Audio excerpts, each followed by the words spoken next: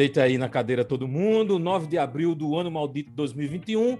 Mais um episódio do Política em Série, onde a gente trata os fatos políticos com ciência sempre que possível. E essa semana, mais um convidado muito especial, um sociólogo que gosta de números, professor da UFMG, o homem do canal de peso, ou melhor, canal Análise de Peso, Jorge Alexandre Neves. Seja muito bem-vindo. Jorge, eu vou logo fazer uma perguntinha a você. O que dá para comprar com auxílio emergencial? Muito pouco mesmo. Agora, só uma correçãozinha. O canal é o canal da Quest. Felipe Nunes lá que quebra esse galho e tal, que eu não tenho saco para administrar essas coisas, não. O programa que se chama Análise de Peso, que é para combinar, entendeu, com a minha fisionomia fofa. Mas dá para comprar muito pouca coisa, né? Porque agora o valor vai de R$150 o mínimo a 375. E com a inflação que houve, né, o poder aquisitivo dos pobres no Brasil despecou. Então, esse valor, se no ano passado, se repetisse o que era no ano passado, 600, 1.200, já não seria igual ao que foi, né? Embora eu acho que houve muitos erros de focalização, tanto ineficiência quanto vazamento, né? Vazamento é quando pessoas que não deveriam receber, recebem, né? E ineficiência é quando pessoas que não deveriam, que deveriam estar recebendo, não recebem. Então, se você pegar de Covid ou PNAD contínuo, você vai ver que 1% mais pobre não recebeu. Por quê? O IBGE consegue chegar nessa pessoa, mas o auxílio emergencial não chegou. E por que não chegou? Porque o governo é ruim demais, né? O governo é uma desgraça.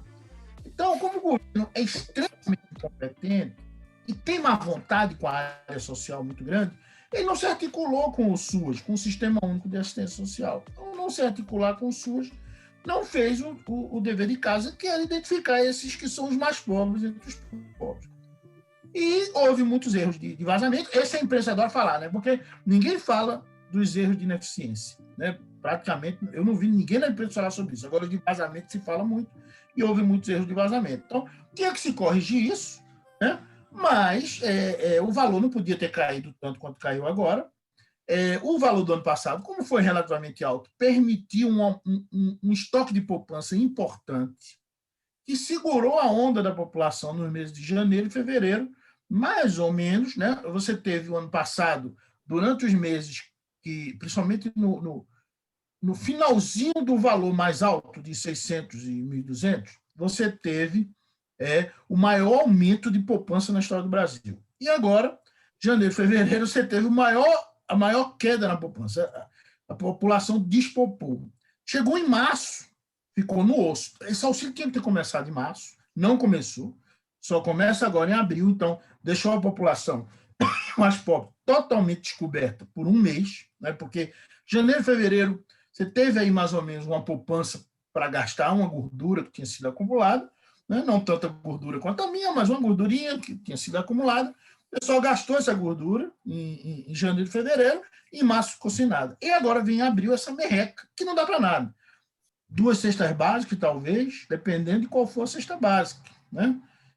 O valor menor, né? Os 150, 2 cestas básicas, o valor é muito baixo, né? Muito baixo, e o sofrimento da população, começando em março, ele vai cair um tiquinho de nada, e a população brasileira vai passar muita dificuldade e vai ter que continuar indo para a rua para buscar o seu ganha-pão e morrer de Covid, morrer contaminado. Então, o governo Bolsonaro isso, empurra as pessoas pelo abismo, uns para morrer de doença e outros para morrer de fome. Eu avisei para vocês, o homem gosta de números, apesar de eu ter ficado deprimido. Zé Alexandre, Bolsonaro essa semana jantou com os empresários ou os empresários jantaram ele? Eita, que relação difícil, né? Eu sei que ficou muita gente com ciúme porque não foi chamado para o jantar, então ele criou uma cisanha. Houve ali uma escolha, né? Entre os empresários, foram todos os empresários que importam convidados a jantar com o homem e acabou o tiro saindo pela culatra, muita gente descontente, mas aí ainda tem uma pequena parcela do empresariado que acredita que esse governo ainda pode fazer alguma coisa. Eu acho que a única coisa que eles acabaram tendo é esse feirão das estatais, que está aí a pleno vapor. Isso eles conseguiram arrancar dessa reunião, provavelmente. Foi aglomeração, né? Wilber, para Nunes Marques, templo é dinheiro?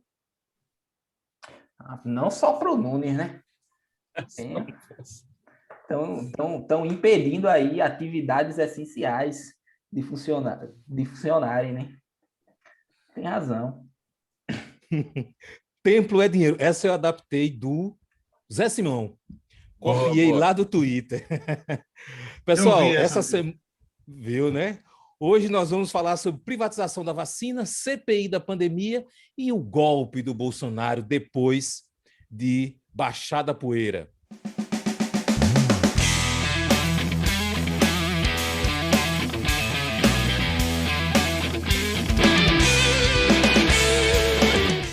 Vamos começar pela privatização da vacina?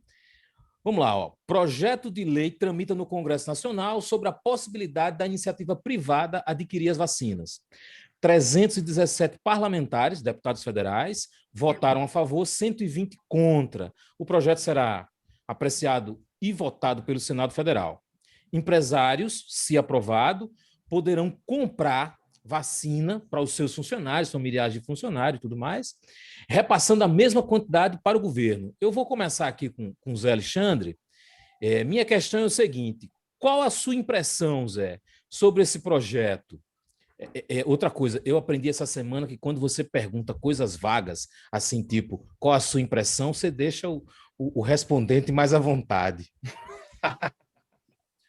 Mas, enfim, eu acho que é um equívoco grandioso, enorme, né?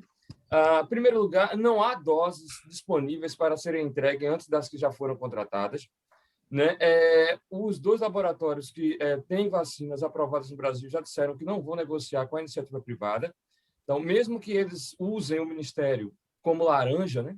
Que é o que estão dizendo por aí, eu não acredito que eles vão entregar essa nova remessa antes daquele já contratou com o próprio governo, com o Ministério da Saúde no Brasil. Então, eu não vejo muito futuro do ponto de vista da eficiência de trazer essas doses para o empresariado, né?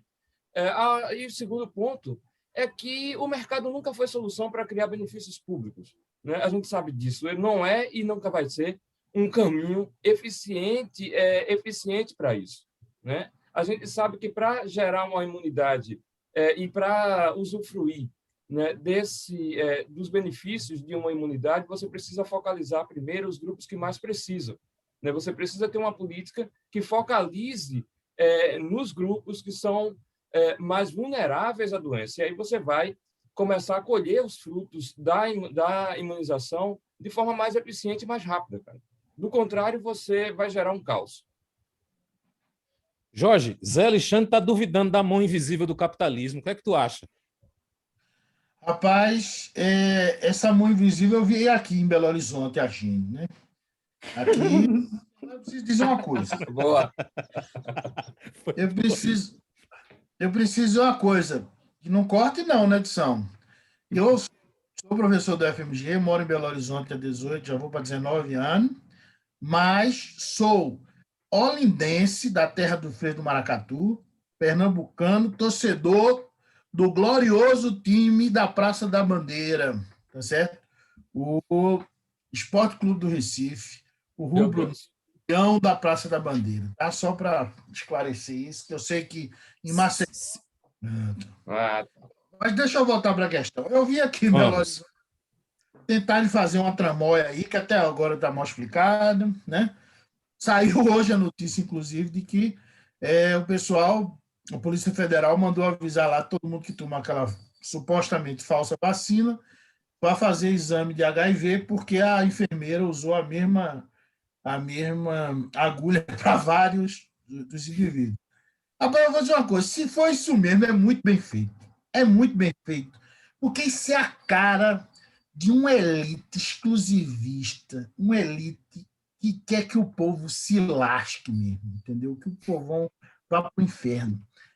Porque esse negócio, cara, inclusive essa aprovação aí, eu acho o seguinte, eu até assisti uma entrevista com aquela dona do Magazine Luiza, né, a Luiza Trajano, ela Olha, eu não entendi nem bem por que provaram isso, porque é ineficaz, que é esse ponto que disse Alexandre. É ineficaz, porque não tem vacina mesmo, a gente está tentando comprar para dar para o SUS, a gente não consegue. Então não tem, a gente está tomando outras iniciativas, porque vacina não tem e tal.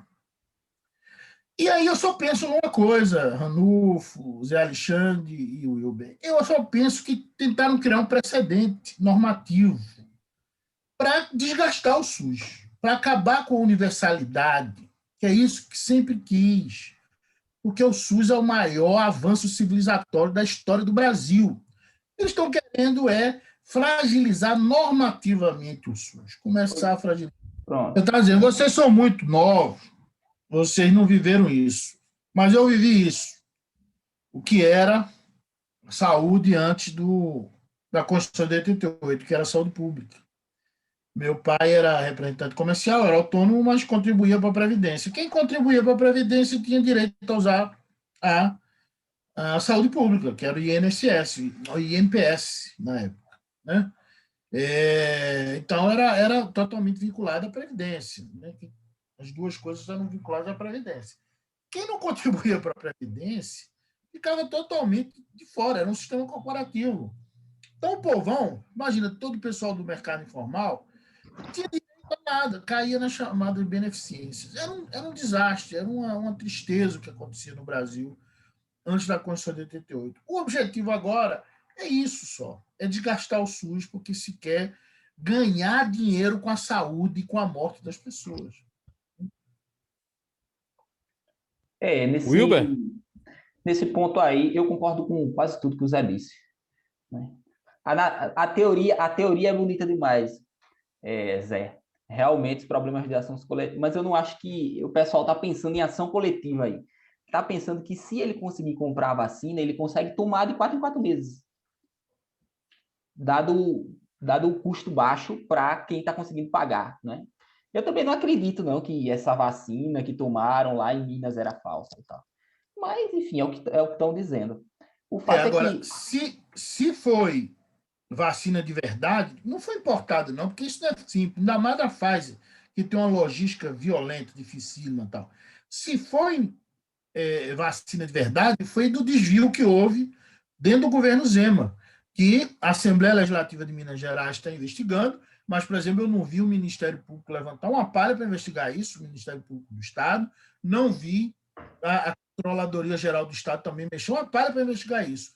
Se escolhendo tantos políticos, mas só quem está investigando esse desvio de vacina, por exemplo, mais de 2 mil, a última conta que eu vi, que pediram ao governo uma lista, mandaram, 100 e tanto. Depois pediram outro, mandaram, 300 e tanto. Eu sei que na terceira estava 2.800 e poucos funcionários que não deveriam ter sido vacinados e foram. Do mesmo jeito que esse pessoal, teve um hospital do Estado que sumiu, sumiram doses. Então, pode ter havido um desvio e esse pessoal aí, porque realmente assim, você vê algumas figuras que estão ali, nome de algumas figuras, como Clésio, e aí, pai, ninguém nasceu ontem, não é menino novo, não. Eu sou menino, né? Não, é só menino. Então, para a gente acreditar que eles caíram numa esparrela dessa, complicado. Mas, né, vamos dar o benefício da dúvida. Agora, se foi vacina de verdade, foi vacina desviada do SUS. Aqui, que, aliás, Minas é o 5º estado com a pior vacinação no Brasil. 5º estado com a pior... Um estado desse tamanho, com esse porte, e com certa... Claro, o estado está numa situação financeira difícil, mas é um estado que tem um porte, tem uma máquina administrativa forte e tal, está numa situação dessa. Então, por quê? Porque eu acho que uma parte da vacina foi desviada. Não, e coisa que não se vai investigar é a quantidade de pessoas que já tomaram essa vacina não deveriam tomar. Há casos públicos de Rio de Janeiro e outros estados que as pessoas foram lá, agentes públicos foram simplesmente lá e tomaram. No interior de Pernambuco teve o fotógrafo da prefeitura que tirou foto do bando vacina. Exatamente. Então, assim, agora botou no Instagram. O que me surpreende nessa ação dessa proposição não é que sejam a favor, porque se a farinha é pouca, meu pirão primeiro. Esse é o ditado. Agora, se estão tentando articular algo dessa magnitude, coordenar, seria teria sido mais fácil do que os 300 e tantos apoiadores tivessem atuado antes para tentar maximizar a nossa quantidade de vacinas antes do que agora. Então, se o esforço está sendo feito agora, poderia ter sido feito antes e não foi, né? Então, isso já é um grande problema. Se essa ação vai ser, de fato, empreendida ou se não é só para demarcar território, aí já é uma outra questão. Se eles vão encontrar para comprar oficialmente e ainda doando a metade, eu já acho bem difícil. Olha só, Jorge, se foi soro que eles tomaram, é externalidade negativa. Agora, se pegaram AIDS, é karma instantâneo, né? Realmente. Que castigo divino, né, bicho? História mal contada, meu irmão. Aquilo ali que... Ainda agora, CPI da pandemia. Olha só, ministro Luiz Roberto Barroso determinou que o Senado instale CPI da pandemia. A imposição se deu por conta do cumprimento de pelo menos 3 critérios, né? 31 terço das assinaturas já foram, mais de um terço das assinaturas dos senadores foram coletadas. Há uma relevância do objeto da CPI, ou seja, há motivo suficiente, e o terceiro critério seria a definição do prazo certo para a duração da CPI. O presidente do Senado, Rodrigo Pacheco, acha que esse não é o momento para a CPI, mas vai acatar a decisão do STF, porque diz que decisão do STF se cumpre, apesar de dizer que isso aí vai se transformar em palanque para 2022. A minha primeira questão para vocês e por acaso o palanque de 2018 foi desmontado? Pois é, o capitão Cloroquina, né, começou no primeiro dia de governo, ele já estava fazendo campanha. Porque como ele não governa, ele só sabe fazer farofa, aquelas farofadas dele, aquelas palhaçadas. É isso que ele faz desde sempre. Então, eu costumava dizer, como pernambucano, em Pernambuco e no Rio Grande do Sul, eu não sei como é Alagoas, deve ser parecido. Mas isso é muito visível em Pernambuco e no Rio Grande do Sul. As campanhas eleitorais começavam muito cedo, né? 1 ano e meio antes acabava a campanha, a eleição de prefeito, começava já o pau para governador e tal. Em Alagoas, quando está acabando uma eleição, eles estão amolando a faca para outra. Pronto, é isso aí. Agora, cara, a gente viveu uma coisa inédita, que é nem esperar a eleição de prefeito, não. Até porque o capitão Cloroquina não quis nem saber da eleição para prefeito. Ele é uma figura completamente fora do... Né? Todo presidente tem um partido, se preocupa. Mostrou mais uma vez a sua inépcia, a sua incompetência, a sua preguiça, um vagabundo preguiçoso que não conseguiu fazer um partido. Né? Até Marina conseguiu fazer um diabo de um partido, o cabo tudo na mão com as igrejas evangélicas recrutando, então não conseguiu fazer um diabo de um partido. Pelo amor de Deus. É um vagabundo que passou 28 anos dormindo, cochilando e falando merda na Câmara e continua fazendo isso com o presidente da República. Então, é isso, né? Agora, quanto à CPI, ela tinha, o presidente do Senado tinha a obrigação de instalar, não é como o caso de um processo de impeachment, que aí o poder discricionário, por exemplo, é do presidente da Câmara, aí não. Tanto o presidente da Câmara quanto o Senado tem normativamente, se tudo foi satisfeito, tem a obrigação de montar, e eu acho que é muito bom. Aqui, por exemplo, eu falei o caso aqui da Assembleia Legislativa aqui de Minas, é uma CPI que está investigando algo muito grave. A gente precisa desesperadamente dessa CPI, e, felizmente, Barroso, que é um cara que eu costumo meter muito pau, tomou a decisão correta dessa vez e mandou instalar essa CPI, baseada em jurisprudência, né, numa tradição já do Supremo, o que, aliás, é outra coisa, está se tornando raro também, né, porque você vê os votos desse Cássio são de direito marciano, né, um negócio assim, uma bizarrice inacreditável, esse Cássio com K. Né? Exato. Eu acredito aí que eu falo a mesma coisa que eu falei para a indicação da presidente da CNJ, não foi? A mesma coisa. Está seguindo o procedimento? Tem que ser feito. Não importa se vai ter implicações eleitoreiras ou eleitorais. Não importa, o procedimento precisa ser seguido. O presidente do Senado não quis seguir, um outro poder teve que se pronunciar, né? E seguir a regra, né? É bom, de vez em quando, seguir a regra também. Agora, quanto ao palanque, eu acho engraçado porque realmente ele não fez, ele não saiu do palanque, desde que venceu a eleição, e me parece que seguindo um molde, né, trumpista, né? Só que ele só teve a chance de ver, eu acho que foi quase 2 anos depois, né, que não ia dar certo esse molde de ficar atiçando rede social 24 horas por dia, todos os dias, né? Por isso que não acabou a campanha, né, para ele. Só que aí o módulo deu errado, inclusive o presidente se afastou integralmente de uma disputa de eleição nacional, que são as eleições para prefeito. Não tinha partido, não tinha apoio organizado, continua sem partido. Ou seja, me parecia que a estratégia era realmente mobilizar e tacar fogo no eleitorado dele o máximo que ele conseguisse, mas a gente já viu que se o método utilizado por ele for semelhante ao de Trump, temos um exemplo de que não dá certo. Vai dar ruim, né?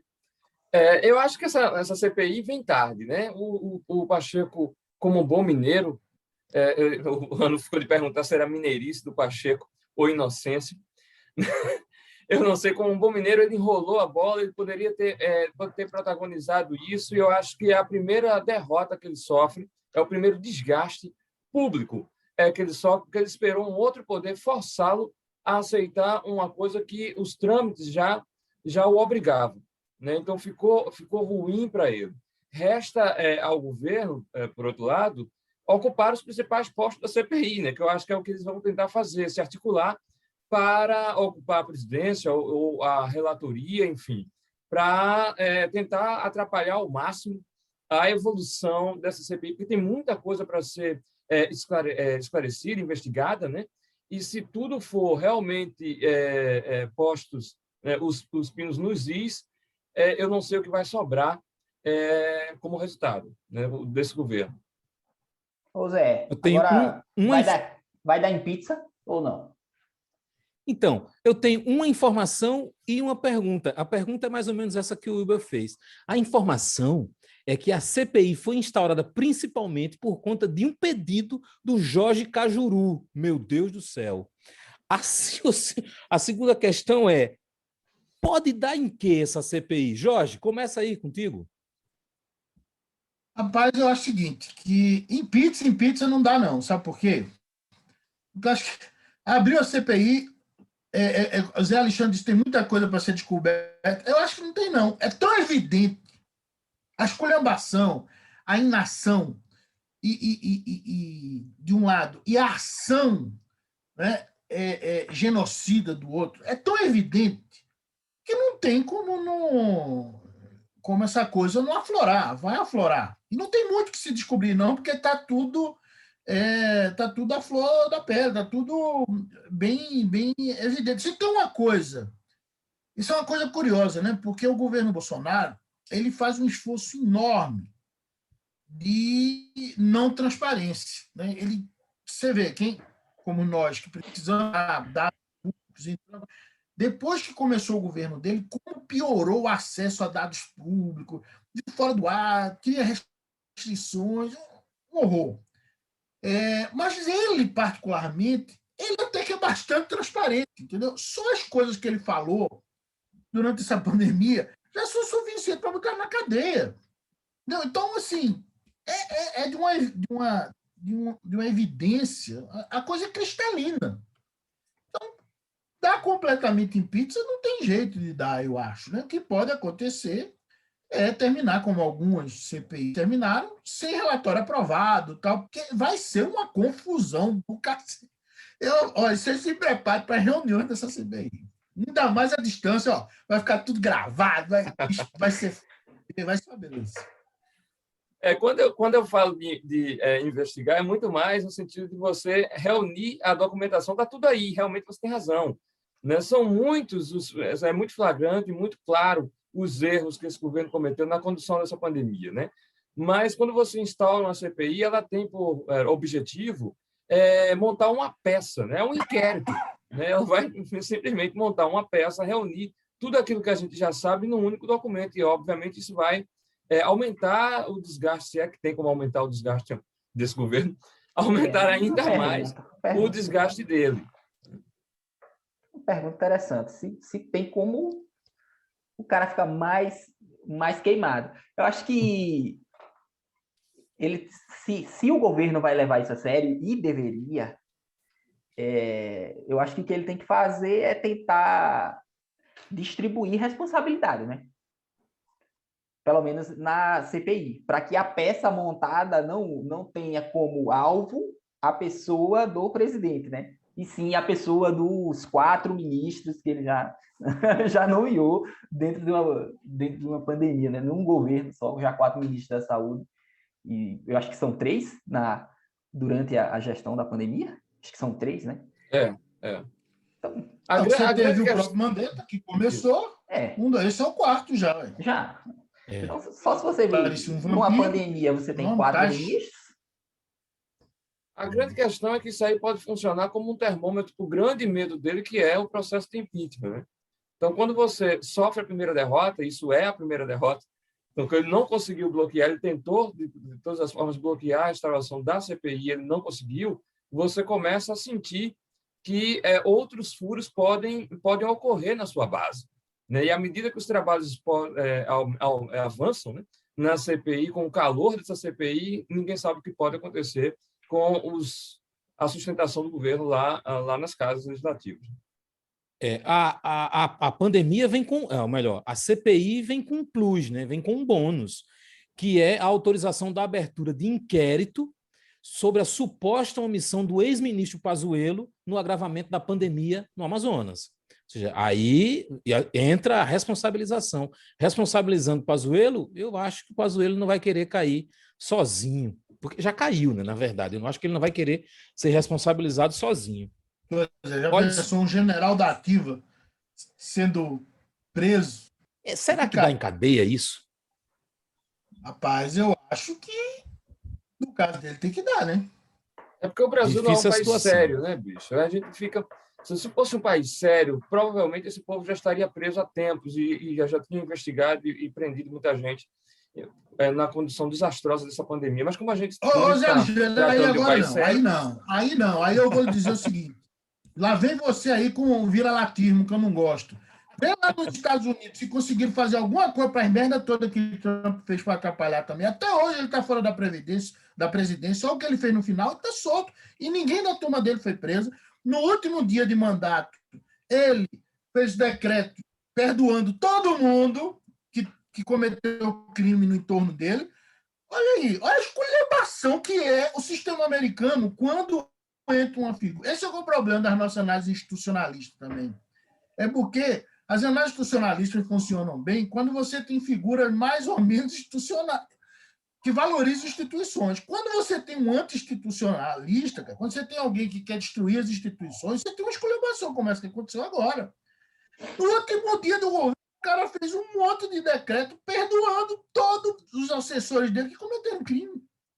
Olha a esculhambação disso, Alexandre. E você vem falar de nós? Tua banha, Alexandre. Não, mas os Estados Unidos não é meu espelho, não. Está muito longe de ser o meu espelho como referência de democracia. Ele está pensando nos nórdicos. Não. Pois é, eu estou pensando em outro lugar. Vamos mudar de assunto? Vamos mudar de assunto? Olha só, um assunto que já esfriou, né? Na verdade, depois de 3 semanas, né, que baixou a poeira da discussão sobre reforma ministerial do Bolsonaro e as tentativas de politização das Forças Armadas. Esse é o assunto de agora. Como todo mundo já discutiu sobre isso, eu só tenho pergunta, né? O que sobrou? Bolsonaro deu um tiro no pé e se enfraqueceu diante das Forças Armadas? Quem começa?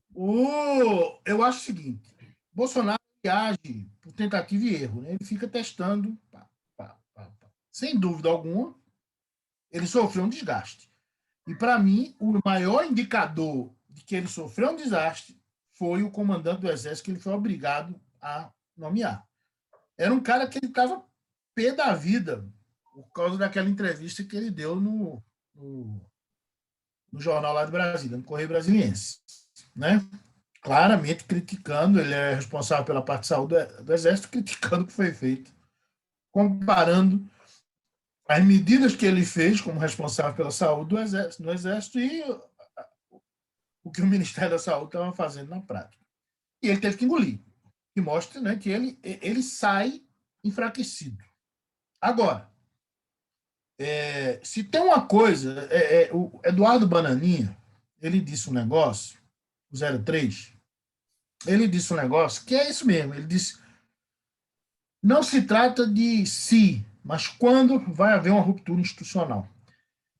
Se tem uma coisa que eu tenho certeza, é que até o dia 1º de janeiro de 2023, Bolsonaro fará uma palhaçada, uma tentativa de golpe semelhante a que Trump fez, certo? Só que eu acho que mais violenta, né? É porque a turma, as milícias de Bolsonaro não são aqueles malucos lá aqueles doidinhos que Trump arrumou lá nos Estados Unidos, não. É uma turma da barra pesada, né? É uma turma que não tem que serviço, certo? E que, aliás, aquele tal do Padilha é um completo babaca, né?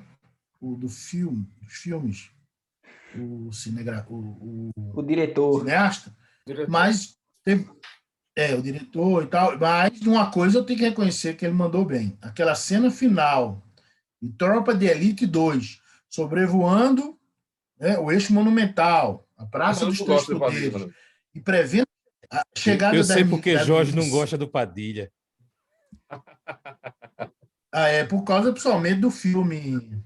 O problema é o mecanismo. O sistema...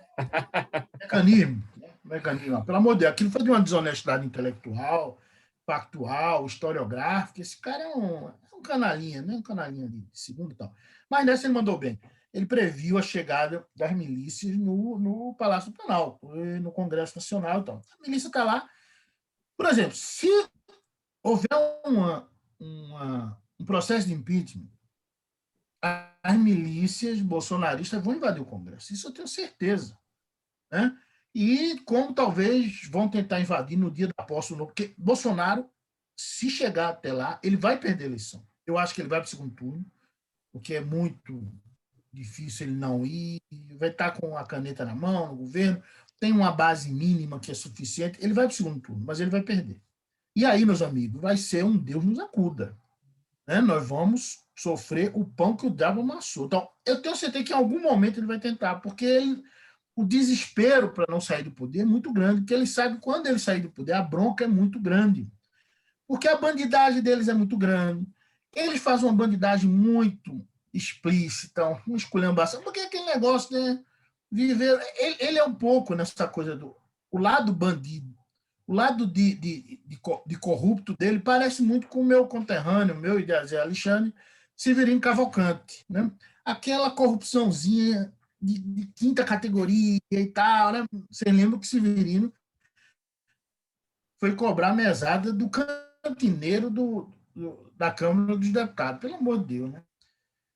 Então é aquela corrupção de quinta categoria e tal. Deixa muito rastro, né? Então, se lambuzando na presidência da República e tal, né? Só que ele tem um lado de violência que Severino tinha, né? Severino até podia, né? Severino era sertanejo ou era do Agreste? Era do sertão, né, Zé Alexandre? Do sertão. Do sertão. Sertanejo, como sertanejo, claro, né? Alguma convivência com a violência tinha, mas ele não tinha milícia, não tinha jagunços e tal. Bolsonaro tem milícia, né? A família Bolsonaro tem milícia. Então, junta essas duas coisas. Não vai ser fácil. Se os Estados Unidos, com uma estrutura institucional secular, né, de uma estabilidade institucional muito maior e democrática, nem se fala do que a nossa, passou aquele vexame. Passou aperto. Vote. Eu fico aperreado de imaginar o que nós vamos passar. Zé Alexandre, depois dessa futurologia do caos do Jorge, o que é que você tem a dizer?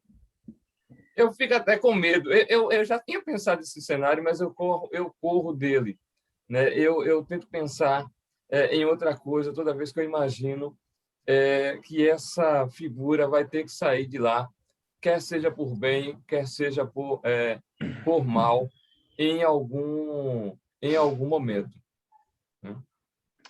Agora uma coisa bacana aí é que ele tá perdendo muito apoio, né? Ele tá jogando apoio fora. Esse é um fato, né? Não tem por que você arrumar intriga com as Forças Armadas. Tá, se Uma você... coisa que a gente não falou aqui. Mas eu acho que ele fez isso, que o Jorge está dizendo mesmo. Isso foi um grande teste. Ele tentou testar. Se as Forças Armadas tivessem embarcado completamente na dele, ele ficaria seguro para dar aquilo que ele quer, que é o golpe. Já né? teve aquela Mas ele do viu que STF, não vai né? ser fácil levar esse povo para o lado dele, pelo menos de forma inteira, coesa, como ele precisa. Então, o que demonstra e que ele gasta fichas o tempo inteiro. Então, ele vai continuar gastando fichas. Chegar um momento que não vai ter mais nenhuma, né? O fliperama não vai dar ficha tanto assim. Ele, inclusive, vai continuar gastando com o Centrão, que é o que vai sobrar. Manu, você disse que o meu cenário é do caos. Não, eu vou piorar um pouquinho o cenário agora. Tem mais? Aí tem como piorar. Pode piorar. Bozo, Bolsonaro, o maior medo que eu tenho mesmo é o seguinte, certo? É ele chegar à seguinte situação. Ele tentar um acordo com as Forças Armadas, mais ou menos como fizeram na Bolívia. Quando ele der o start do golpe, as Forças Armadas ficaram aquarteladas. Na Bolívia foi isso. Polícia com milícia deram o golpe, né? E as Forças Armadas ficaram aquarteladas. Aqui a nossa Constituição diz que o chefe dos outros poderes pode chamar as Forças Armadas, né? E aí o medo que eu tenho é eles chamarem as Forças Armadas e as Forças Armadas dizerem que não vão participar de conflito entre os poderes e tal, e aí, meu amigo, é um cenário do apocalíptico, que é o de um golpe caótico, né? Porque uma quartelada é um golpe mais ou menos estruturado. Agora, um golpe miliciano é um negócio, e aí né? O problema do Brasil é que só tem arma de um lado. Você talvez vá ter lá os irmãos Gomes querendo trocar tapa. Só esse é o problema do Brasil, cara. Vai armar todo mundo, então, né? Mas todo mundo tem que defender, mais ou menos igual. É isso. Rumo ao Mad Max. Brasil isso, Mad, tipo Max. Mad Max. Eu não tenho dinheiro para comprar arma, não. Sou muito pobre. Um revólver é 3 mil conto. Dou nada. Só isso? Porra. Eu acho que é mais. Um revólver simples, 3 mil. Funcionando, né? A legalidade. Olha só, funcionando. Eu acho que a gente chegou aí no limite do nosso tempo de assunto. Vamos agora para o destaque da semana. O meu destaque da semana é que duas das 3 principais séries temporais que a gente tem de popularidade, de preferências para eles para o voto de 2022 saíram essa semana. XP e PESP e Exame IDEA, que saiu, que essas duas pesquisas foram exatamente na mesma direção.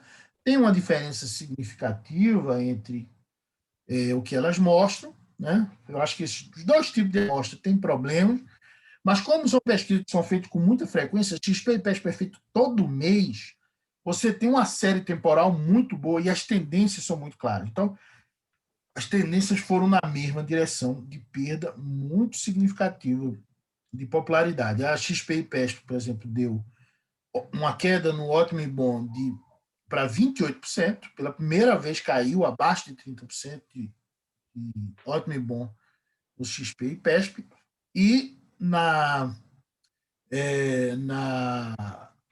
revista Exame, e na pesquisa Exame e IDEA, Big Data, caiu para 22%. Então tem uma diferença aí de 6 pontos percentuais, que não é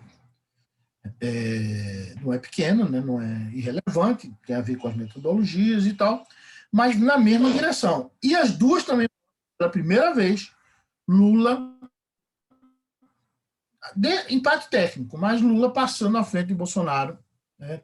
Tanto no primeiro quanto no segundo turno. Então, eu acho que esse é um grande destaque dessa semana. Proponho isso como um importante destaque da semana.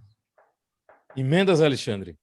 Então, eu vou destacar a matriz de risco imaginária fantasma da PM. Eu até hoje estou tentando entender por que a Polícia Militar foi na frente dos motoristas de transporte público e de profissionais de supermercados, farmácias, etc., na fila da vacina. Wilber? Um destaque da semana aí que vai ser tópico, porque eu estou exigindo dos próximos Política em Série, não sabemos quando, é que Distritão, o retorno está aí com força. Vamos discutir muito isso aí. Então, mais uma iniciativa para mais uma reforma eleitoral, porque toda eleição tem que ter reforma. E eu quero Vamos bagunçar o sistema. Não, por mim, Zé, teria não só Distritão... A mini-reforma de 17 estava dando tão certo, cara. O povo quer bagunçar. Bicho. Já temos os inconformados, porque o Distritão perdeu 2 vezes e está na pauta de novo. Apelão, né, bicho? Pois isso é apelar. Uma hora o teorema de Arrow vai funcionar. E vai dar Ele levou demais o nível agora. Agora foi. E vai virar. Então a gente vai discutir isso depois em outros programas, mas o Distritão está aí. Eu já disse que esse é o único tema político que me faz ir para a rua, né?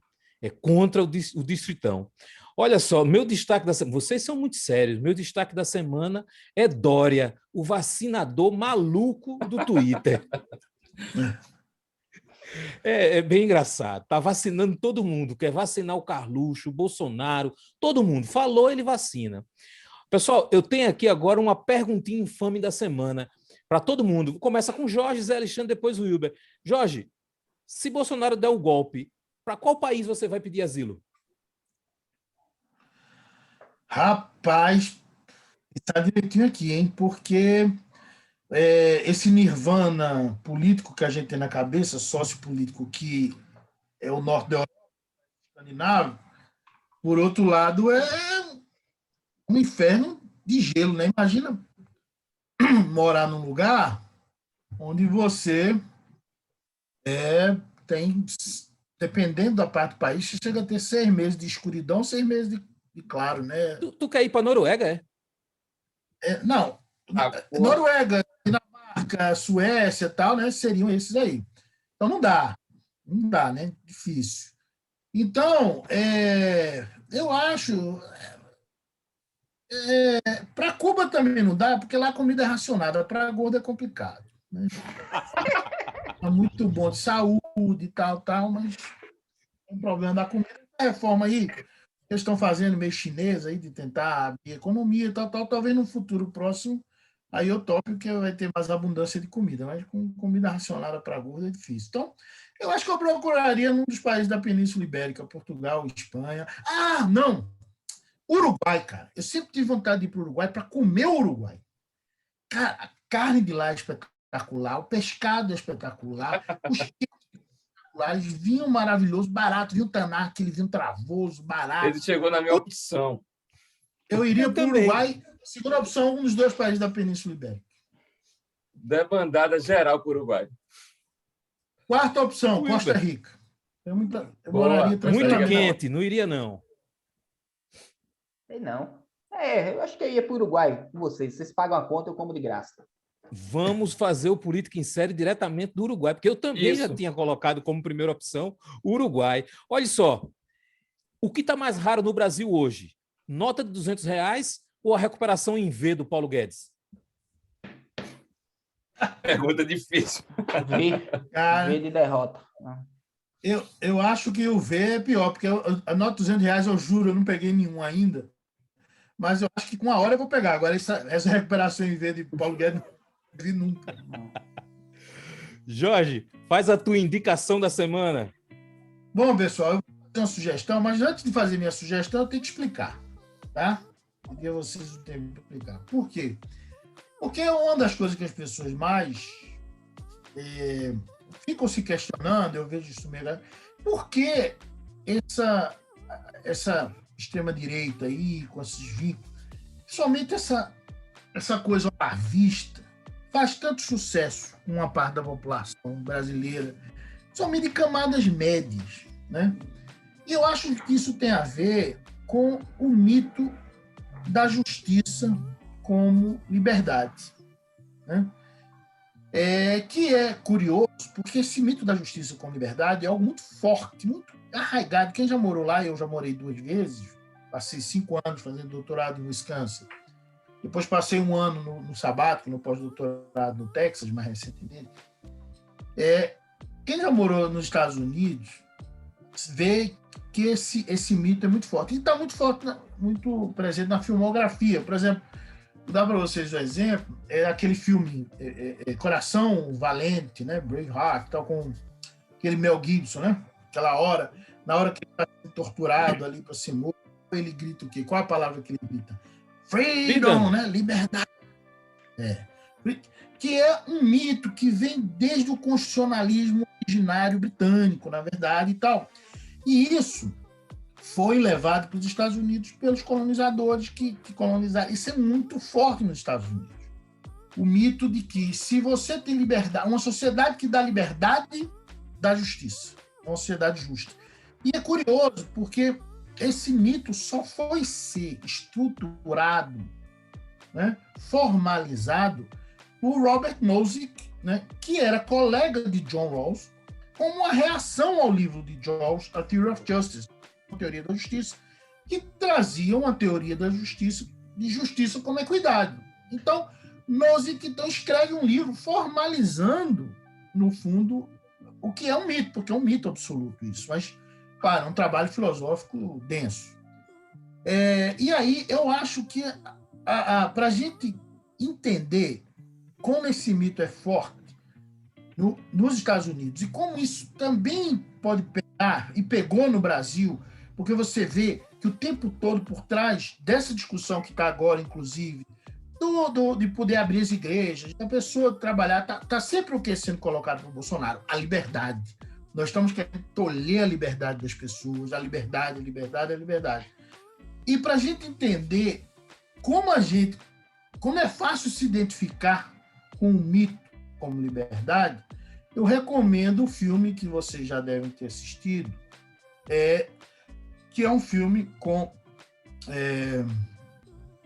o filme se chama Lendas da Paixão, né? A tradução do filme foi feita dessa forma, Lendas da Paixão, que é um filme com aquele ator, personagem principal, daquele que fez também, que ele fez o Aquiles, né? Como é o nome dele, gente? Brad Pitt. Brad Pitt. O personagem principal é Brad Pitt. Quem assiste esse filme vai ver como é fácil se identificar com o mito da justiça como liberdade. Quem preferir, tem o romance que você pega de graça na internet. Só tem 80 e poucas páginas, um romance pequenininho que foi traduzido no português de forma literal, que é mito do outono, né? Em inglês mito do outono, não, Lendas do Outono, né? Em inglês, o nome do livro e do filme é Legends of the Fall, né? Que é justamente Lendas do Outono. Mas na hora do filme, divulgaram como a Paixão, né?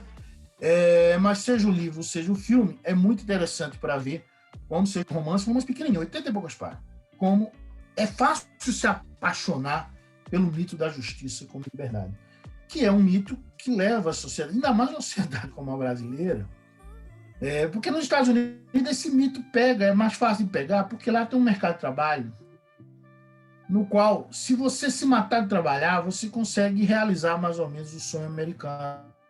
Tem um carrão, né? Casa mais ou menos, né? E tal, você consegue realizar. Agora aqui não, meu amigo, porque lá sempre tem, quase sempre, trabalho disponível o suficiente para você se matar de trabalhar e ganhar a vida se matando de trabalhar, né? A jornada média de trabalho nos Estados Unidos é uma coisa insana. Né? Os Estados Unidos são uma sociedade que vinha, né, desde 90 e pouco. O Angus Deaton, Prêmio Nobel de Economia 2015, descobriu isso em 2015, analisando tabelas de mortalidade. Os Estados Unidos vinham tendo aumento da mortalidade, principalmente entre homens, né, de classe média e brancos, um aumento da mortalidade desde o início dos anos 90. Então, é um caso absurdo, né? Tem um sistema de saúde terrível e tal.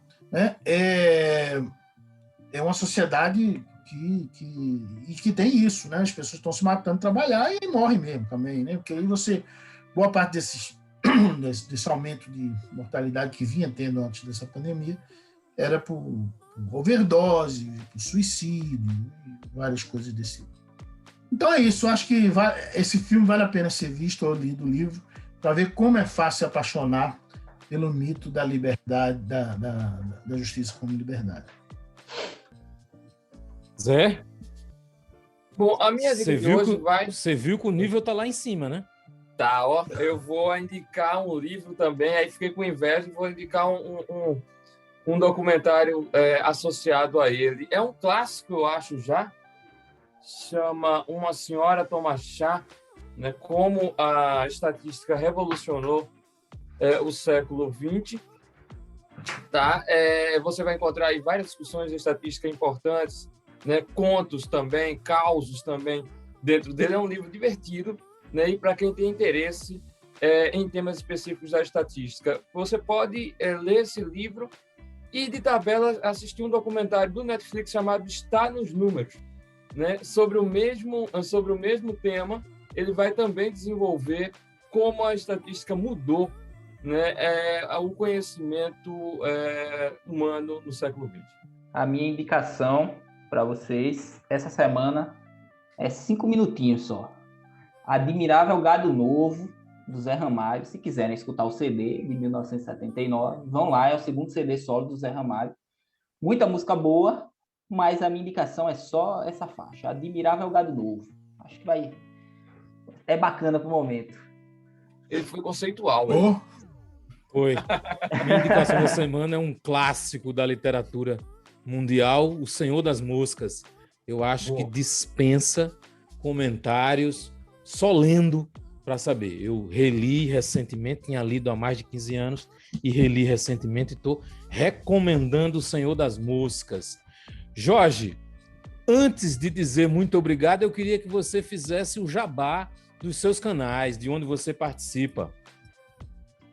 Então tá bom. Eu participo do canal da Quest, QAEST, que é uma empresa de consultoria e pesquisa.